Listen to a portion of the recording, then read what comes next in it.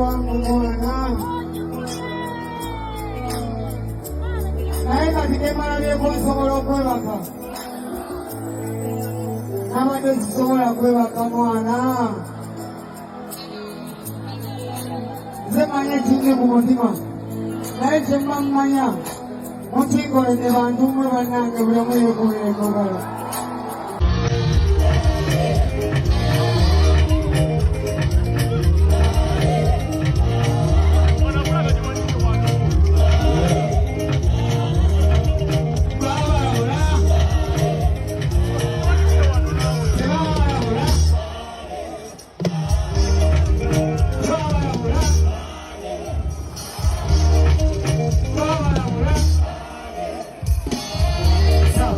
King Saha ya breakinze record awo ku Lugogo Cricket Oval oluvanyuma lw'ogikuba ate ng'agikubirako ssente mmeka ng'agikubira ku mitwalo 3. Mukimanyi bulungi nnyo nti abasinga otegekawo Cricket Oval oluusi basaba mutwalo nga VIP 3 then ne batundirako ne table. Oba oli n'asaba mitwalo 2 nga VIP 5 n'atundirako ne table ezisigadde. Naye King Saha yasabye emitwalo 3 VIP yabadde 5 then ne tables ezisigadde abantu nga we yabasobodde okwera nga abasengeka. Kuletedde highlights zonna zonna nga we zagenze ku concert ya King Saha. Bambi yayogedde amazima. Concert ye teyabadde kakeeka.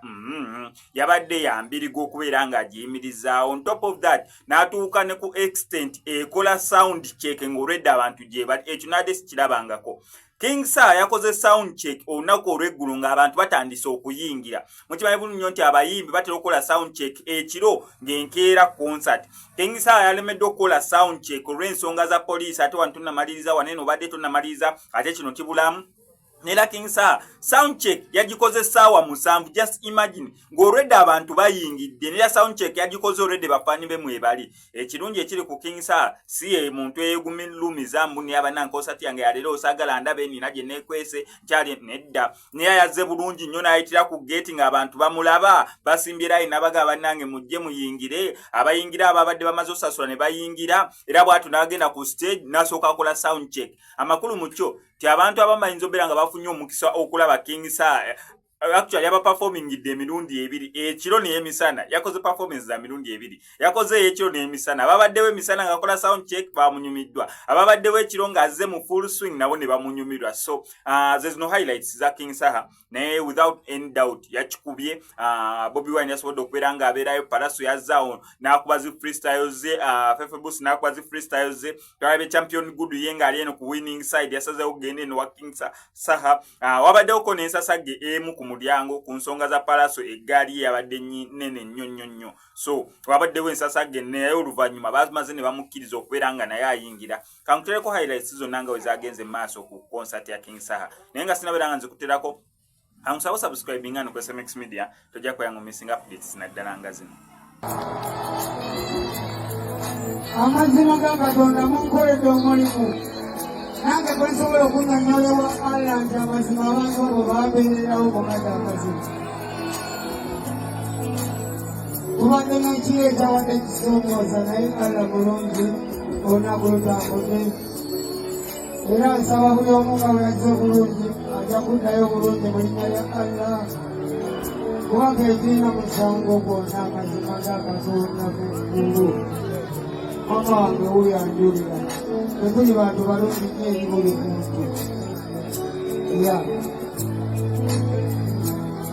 sa wano emirembe gyaliwo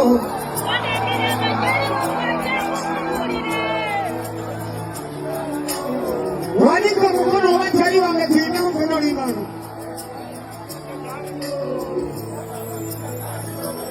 sa wano emirembe gyaliwo wano emirembe gyaliwo gweja Mungu buliye wanakamani kaliwo wanakamani kaliwo wanika kyosobola kyonna mukama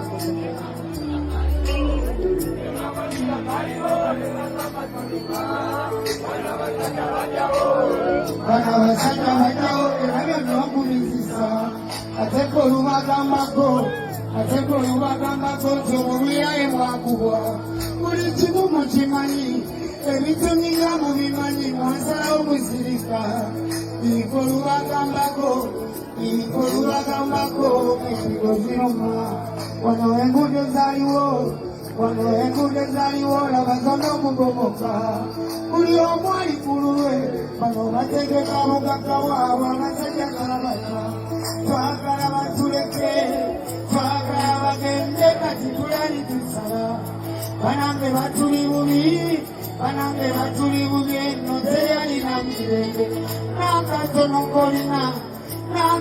kolina balirwedde okukakima n'obulamu bwolina tebekuyera batuba n'embwa zaabwe zoogera n'embwa zaabwe zoogera Magunya naongea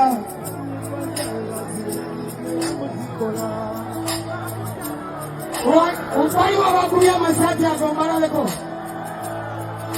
waliwo bakulya amasati ngalabeko n'embwa zaabwe zoogera n'embwa zaabwe baziwa emirimu era muzikola olaba amasomero mwalimu education naye yafa byonna ne babizisa tenanga tulaba buli kimu bakimaze olina eggwanga lirabira buli omu ali ku lulwe bano bategeka